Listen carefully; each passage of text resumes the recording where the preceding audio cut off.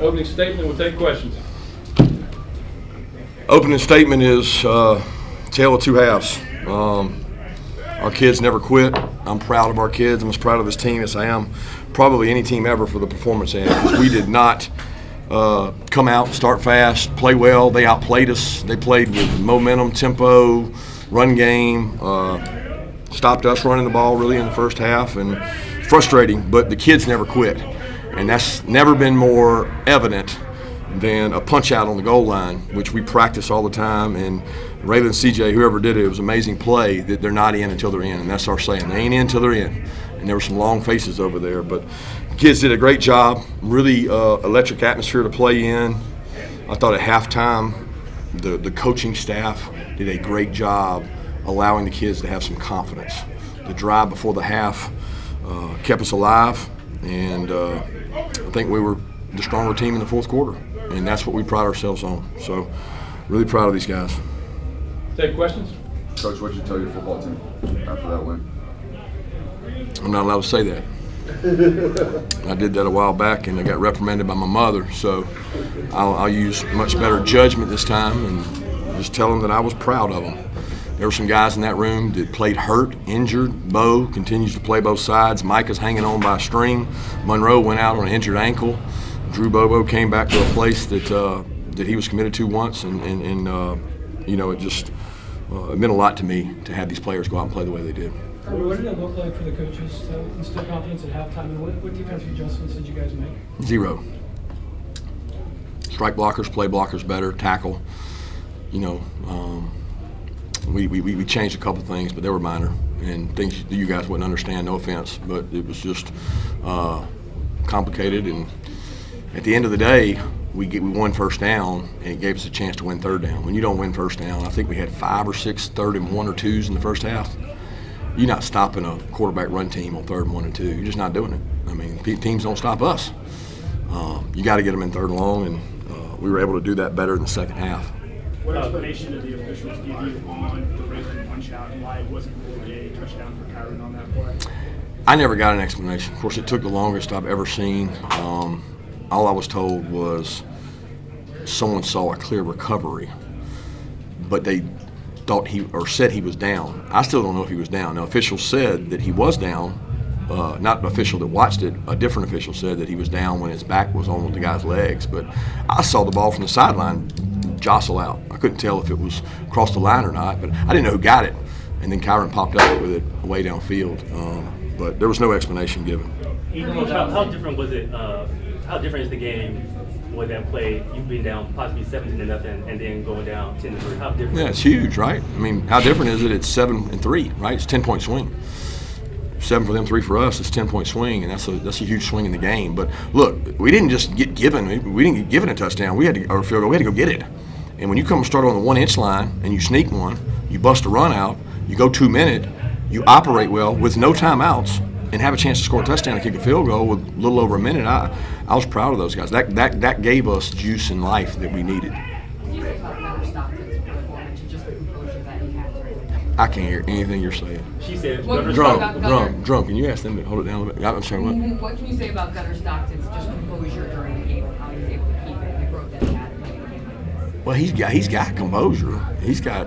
That's never been an issue. Composure is my issue, not his. He's got great composure. He's got poise in the pocket. He's tough. He takes hits. I mean, none of that surprised me because he's got it, right?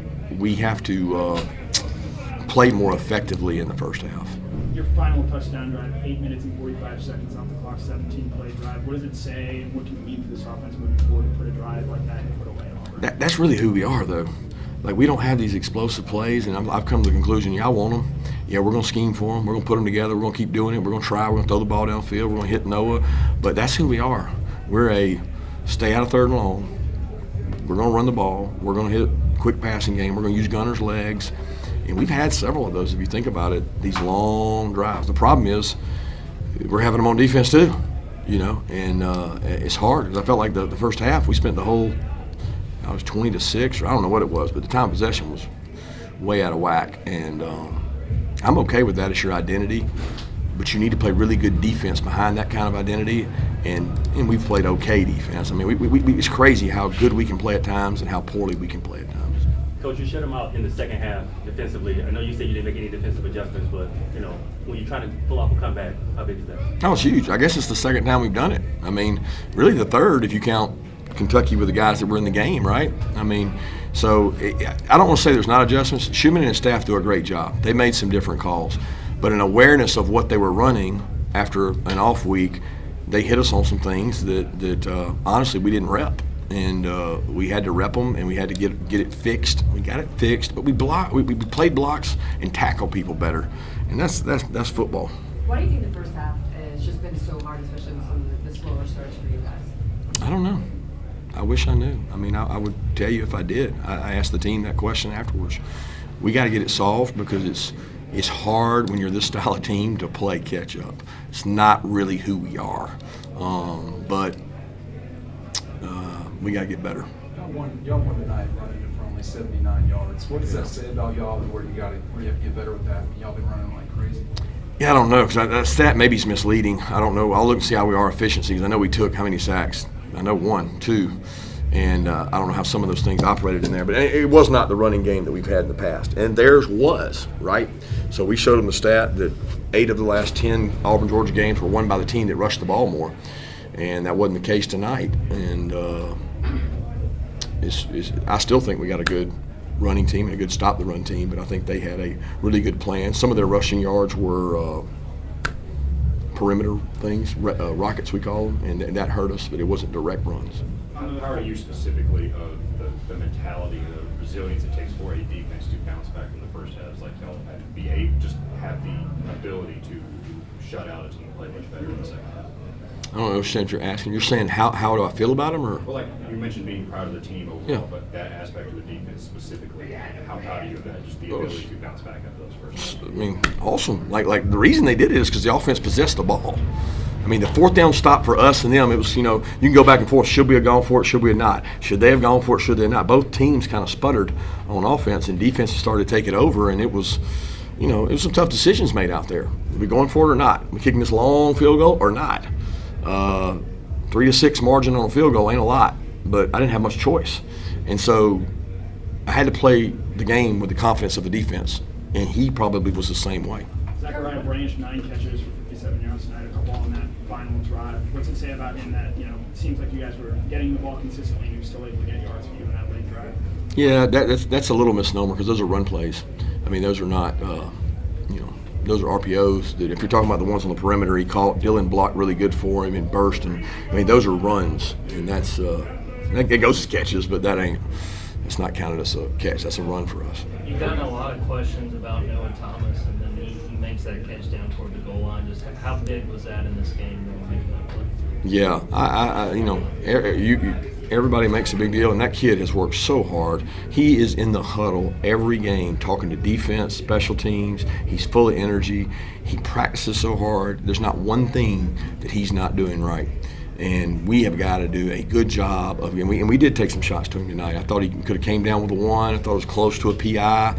We're trying to find ways. We did have a PI. So he had one that was a PI and one that wasn't, and those were both passes for him. And then he had the over route he called that he almost scored on. So we're going to do the best job we can to give those guys shots. We got to protect it and keep our quarterback upright, and he's got to hit them. In the What fourth does this quarter, mean to you? I've never seen you so passionate after a game, standing on the table. You've never seen me do that. I don't think I have. So, Never seen me. Anybody in the room get a second? I mean, like what are we talking about? Are you Georgia, Florida? I don't do that. I climb in the stands. But what does this mean to you? I mean, I see so much emotion from you and from the players, and you're going up to all of them. I mean, what does this mean to you and the team? It's so much goes into these games, guys. I mean, we got another one next week. So much emotion and so much energy, and this one was special for me because my dad. I took Andrew today to a little small town called Slap Out, Hopeville, Alabama. They built a baseball field with my dad's name on it, and they wanted to take me over there with a trooper and an escort, and I said, nope, I'm just taking me and Andrew. We're going to go look at my dad's field that's named after him and where I was born, a trailer behind a high school with 2 teachers that didn't have anything coming out of college, and we loved it. And to go back and see that field where he was, and I grew up coming to Auburn, so this place has always been very unique to to me. And they play on the video board, me talking about Jordan Hare, so I'll give them another soundbite. You know, it's a great place to play. They can keep playing me here and show their recruit stat. That'd be really good. But I'm proud of those guys in the room. It's emotional for me because of my father being from here, and a lot of his family went to Auburn, and just proud of our staff. Kirby, when did they name the field for him? And we can answer that on a follow-up sometime. They named it a couple years ago. He helped build a baseball field there a long, long time ago, late 70s, won a state championship, and I wanted Andrew to see it, so we went, and just he and I went over and took a picture and had a good time together to try to get my mind off all the emotion and drama built into these games. A lot of pressure. I mean, I got a lot of respect for Hugh, guys. Hugh is one of my good friends, and we talked before the game about, you know, what does it come to that you know, I mean, you feel like you're playing for everything every week, and it's a game that we all love, and there's 130 of them. I guess there's 131 now. There'll be another one next year. I'm just happy for these players that they get to enjoy this. Kirby, did you guys want to take more shots at halftime, or did you guys just protect Gunner better and not let you stretch the field in the second half? We just wanted more snaps. I mean, I don't know how many snaps we had in the offense. Before that last 2-minute drive, we just wanted opportunities. We were 3 and out, whatever. We had one little drive going. We took a sack on a missed protection deal, so it was tough. But it wasn't about taking more shots. It was just being efficient. That's who we are. We're a 5, 7, 8, 4, 5, 7, 8. That's why we got 17-play drives. We have a coaching staff that puts together a good plan, and they go operate it. We're not a dynamic offense right now in terms of vertical speed and throwing the ball downfield. In the fourth quarter, there was a stoppage right before the penalty on Cash, where it looks like you may have tried to call a timeout. You gesturing with your hands. What do you recall about that play? Yeah, they're clapping. So I told them before the game, if these guys clap, it's a penalty. They can't clap because it will false snap. I've lost games on that before in the stadium. And I told them, I said, they clap. I'm going to tell you, I got somebody in the box watching every play. They were clapping. So I ran over to him and said, they're clapping. They're clapping. And he thought I called timeout. And so I wanted to make sure he understood it. Go lip read, because I'm screaming, they're clapping, they're clapping. I didn't need a timeout because we were going to get it off before the shot clock. It was 2-1, and we were going to get it off before the play clock ended, and I didn't need a timeout. It was the fact that they were clapping. I wanted them to call it because it's a penalty. I saw you talking with Gunner after the late fourth quarter touchdown. It looked like you were frustrated that he didn't get out of bounds or No, go down. We won the game. So they'll be sending people to investigate that one because that's a 3-7. It's a 3-10 score. But we were thinking slide. He didn't hear us say that. We told all the players that we're going to get the ball, and Gunner thought we meant if we score, we win. And I was saying if we slide, we could snap. We didn't have to. All we do is kneel the ball out. They couldn't stop the game. So we had to go out and play those defensive snaps for no reason. That's another analytics.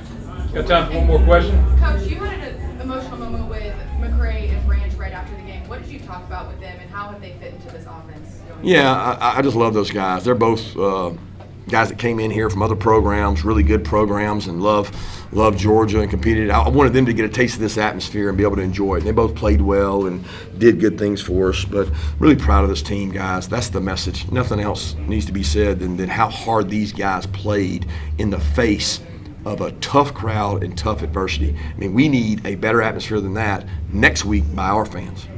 Thanks. Thank you, Coach. We'll have players.